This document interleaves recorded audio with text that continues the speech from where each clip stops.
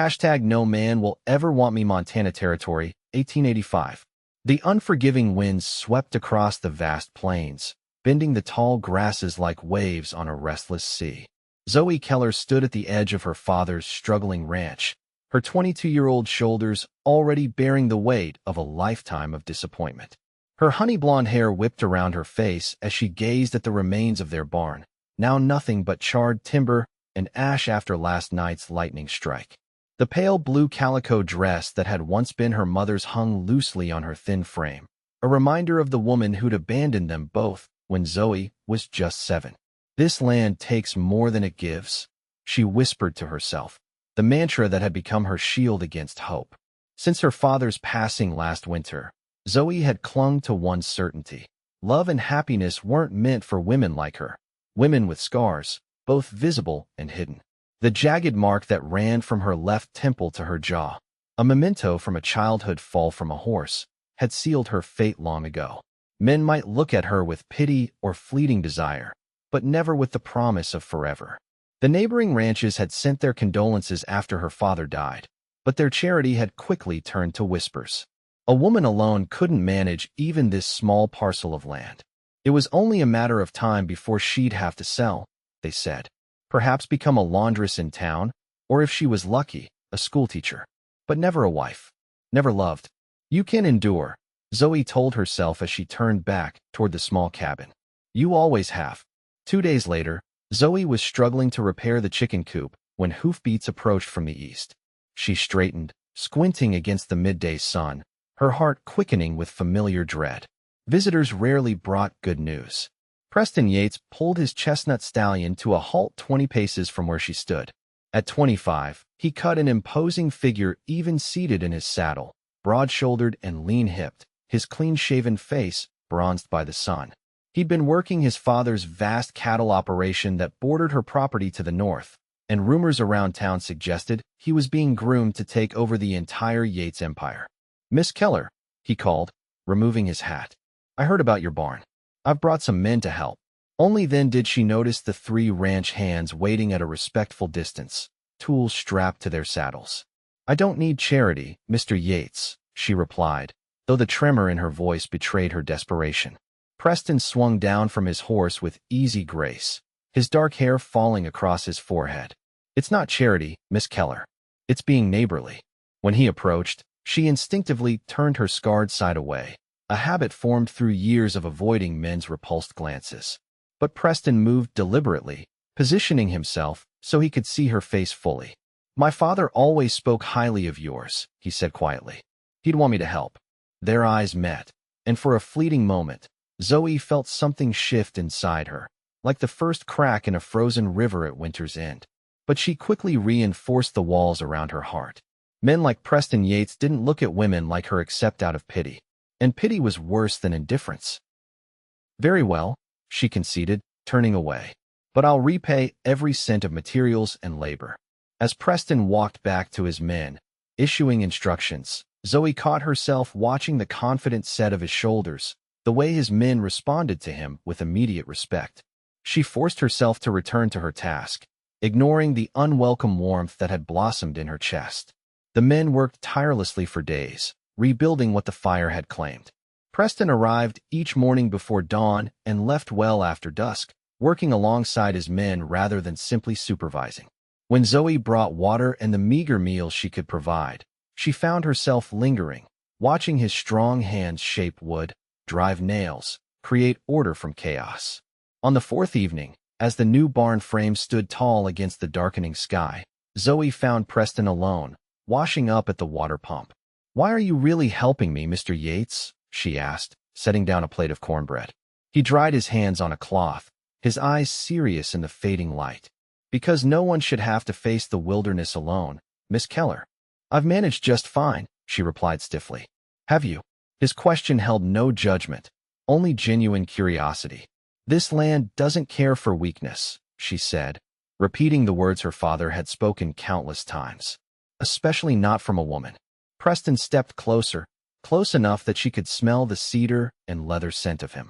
Accepting help isn't weakness. Sometimes it's the bravest thing a person can do. Before she could respond, A sharp whistle from one of the ranch hands drew Preston's attention. He turned away with an apologetic nod, leaving Zoe to contemplate his words, unsettled by how easily he had challenged her most fundamental belief. The barn was completed 2 weeks later, stronger and more soundly built than the original.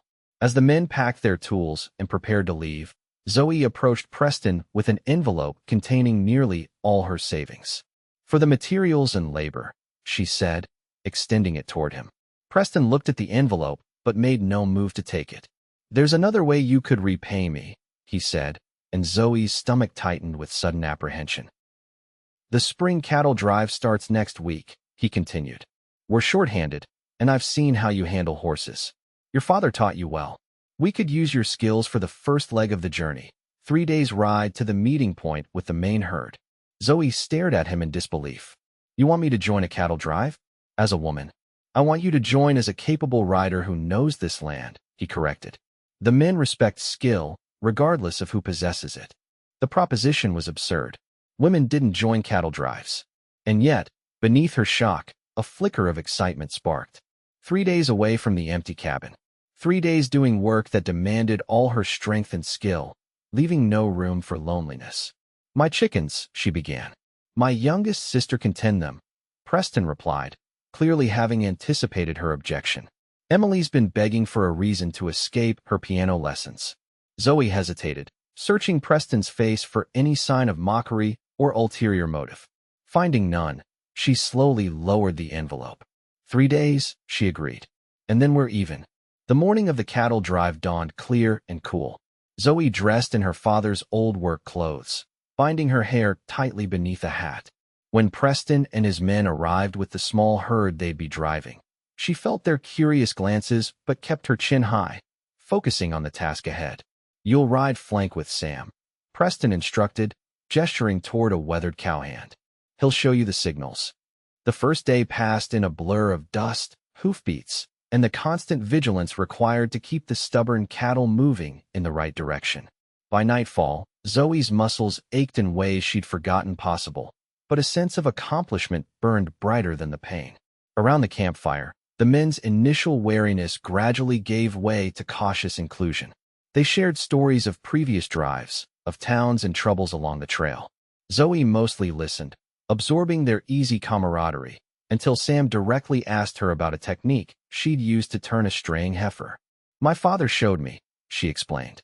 "He said cattle are like people. Sometimes they need firm guidance, sometimes gentle encouragement, but they always need to know someone's watching out for them." Preston, who had been silent for much of the evening, looked up from the coffee he was stirring. "Your father was a wise man." "Not wise enough to make his ranch profitable," she replied, the words sharper than she'd intended. "The measure of a man isn't always in his ledger books," Preston said quietly. "Sometimes it's in what he builds that can't be counted." Their eyes met across the fire, and for the second time, Zoe felt that unsettling shift within her. She looked away first, making an excuse about checking her horse before retreating into the darkness. The second day brought challenges.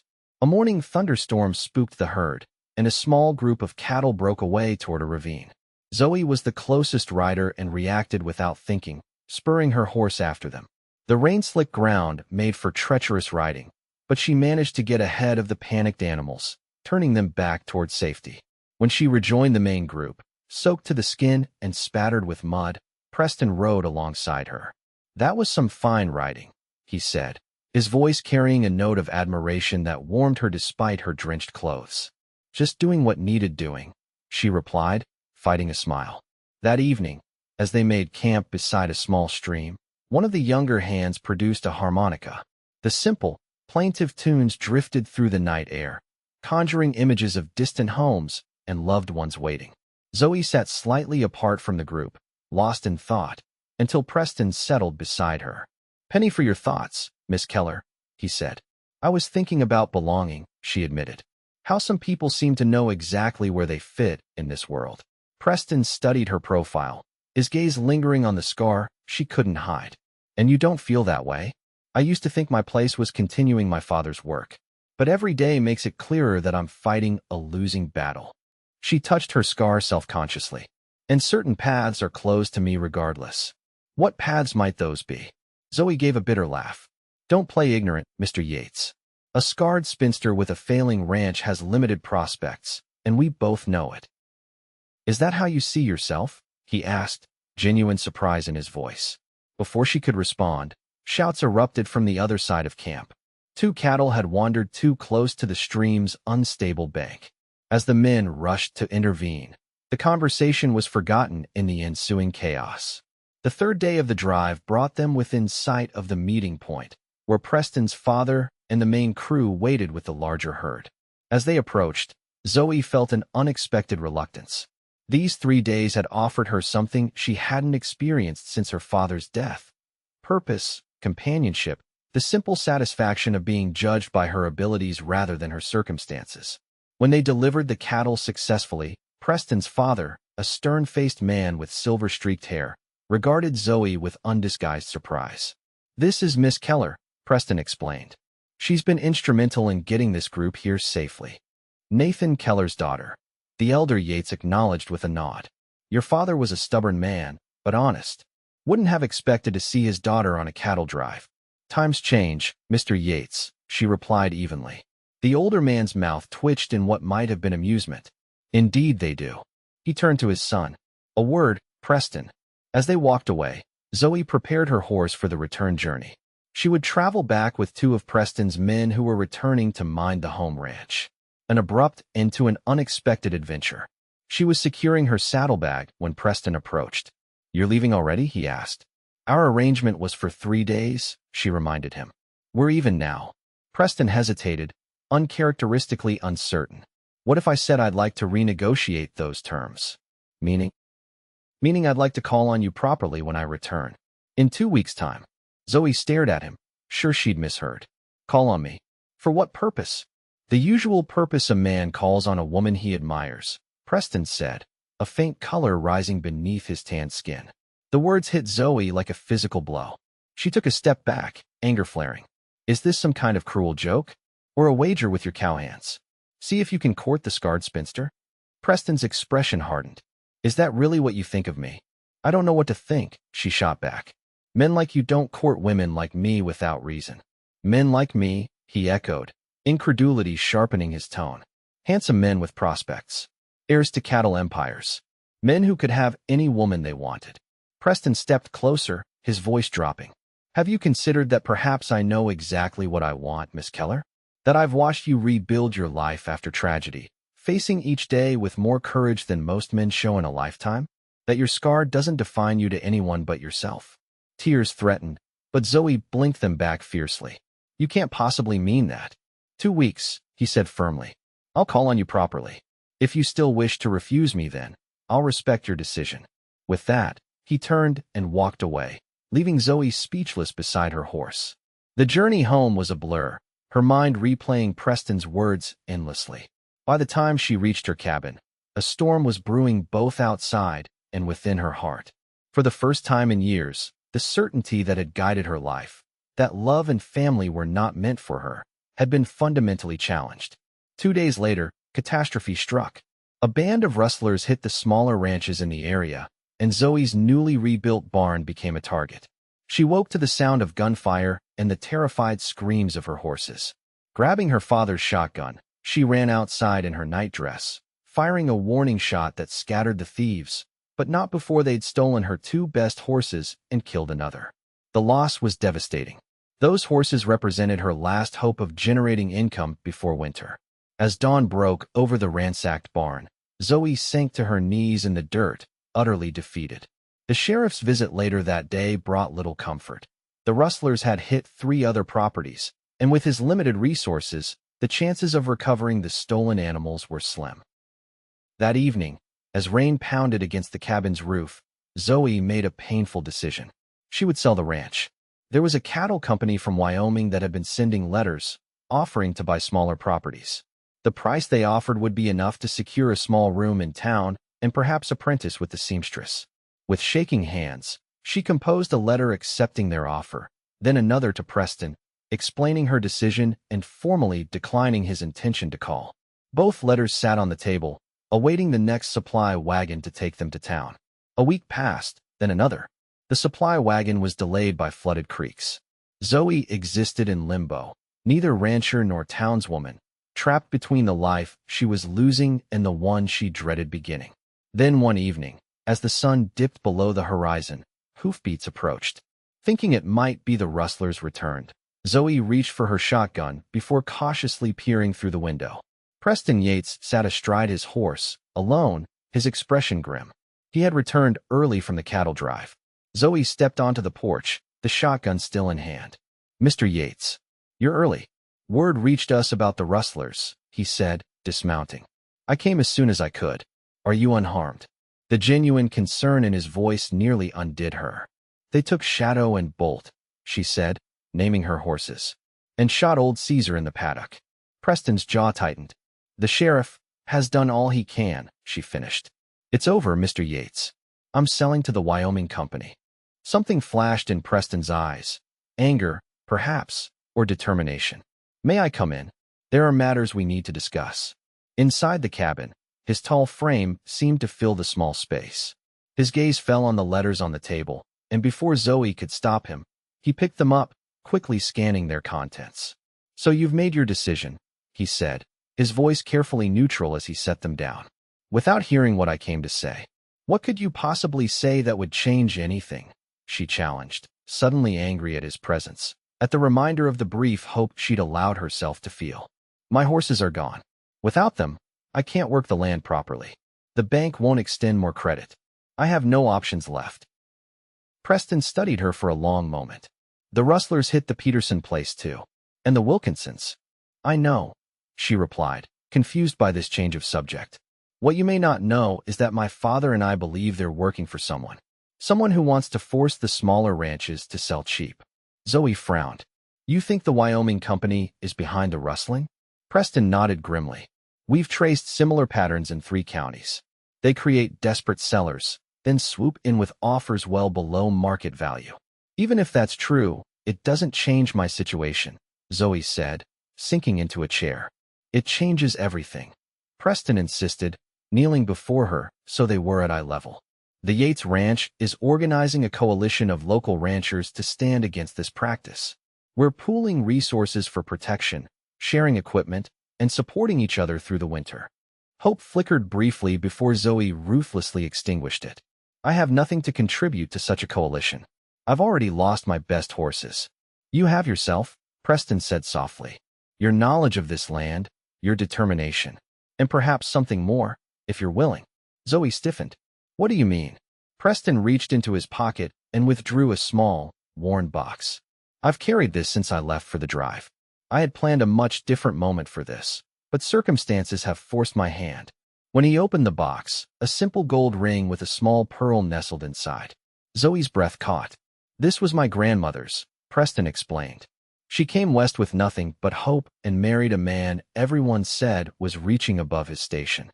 They built the Yates Ranch from nothing but determination and love." "Preston," Zoe whispered, using his given name for the first time, "you can't possibly." "I can and I do," he interrupted firmly. "I'm asking you to marry me, Zoe Keller. Not out of pity or convenience, but because in these past weeks I've seen your spirit, your courage, and the woman you truly are beneath the walls you've built." Tears filled Zoe's eyes as she shook her head. "No man could want." "Don't," Preston said, his voice suddenly fierce. "Don't tell me what I want or don't want. I've watched you since we were children, Zoe. I saw you at church with your father, how you'd help the younger children with their Bible verses. I noticed when you stopped coming to town dances after your accident. I watched you fade away from the community, and I've watched you fight to survive this past year alone." He took her hands in his.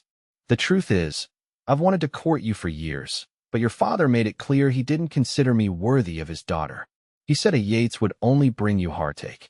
Zoe stared at him, stunned by this revelation about her protective father. "But he's gone now," Preston continued gently. "And I'm asking you directly. Marry me. Join your land with mine. Let me show you that you are wanted, that you've always been wanted, exactly as you are." "No man will ever want me," she cried, the words torn from the deepest part of her wounded heart. "This scar, this failing ranch, my stubborn pride, they make me unlovable." Preston reached up, his fingers gently tracing the line of her scar. "I've always wanted only you," he said, his voice rough with emotion. "Scar, pride, and all. The question is whether you can want me in return." The tenderness in his touch undid her. Years of carefully constructed barriers crumbled as Zoe leaned forward, pressing her forehead against his. "I'm afraid," she whispered. "So am I," he admitted. "Love is the greatest risk either of us will ever take." In that moment, something shifted inside Zoe permanently, the false belief that had governed her life splintering under the weight of Preston's unwavering gaze. She saw herself reflected in his eyes, not as damaged, not as unworthy, but as whole, valuable, desired. "Yes," she said, the single word carrying the weight of transformation. "Yes, I'll marry you." Their wedding took place 2 weeks later in the small church in town. The entire community attended, surprising Zoe with their genuine congratulations and support. The Yates family welcomed her warmly, Preston's sisters immediately drawing her into their circle as though she'd always belonged there. The rustlers were eventually caught, 3 hired hands working for the Wyoming Cattle Company, just as Preston had suspected. The smaller ranchers, unified by the coalition Preston and his father had formed, not only survived but thrived through mutual cooperation. 1 year later, Zoe stood on the porch of the new home Preston had built where her small cabin once stood. Their property, now a successful operation combining both the Keller land and a portion of the Yates ranch that Preston managed independently, stretched before her in the golden light of sunset. Preston joined her, slipping an arm around her waist and resting his hand on the gentle swell of her belly where their first child grew. "What are you thinking about, Mrs. Yates?" he asked, pressing a kiss to her temple. Zoe smiled, leaning into his embrace. "I was thinking about belonging," she replied. "How sometimes we find it in the last place we thought to look." Preston turned her to face him, his eyes filled with the same tenderness she'd come to expect each morning and night. "And have you found where you belong?" "Yes," she said simply, reaching up to touch his cheek. "With you. With our child. With this land that almost broke me but ultimately led me home." As Preston lowered his lips to hers, Zoe marveled at how thoroughly her life had transformed. The scar that she had once believed marked her as unlovable now felt like simply another part of her story. The story of a woman who had learned that love could indeed survive the harsh frontier, that 2 wounded souls could find home in each other, and that the greatest courage wasn't in facing the wilderness alone, but in allowing someone else to face it alongside you. The Montana sunset painted the sky in brilliant hues as they stood together, no longer alone against the vastness of the frontier, but united in the home they had built from love that had always been waiting, just beyond the barriers of doubt and fear.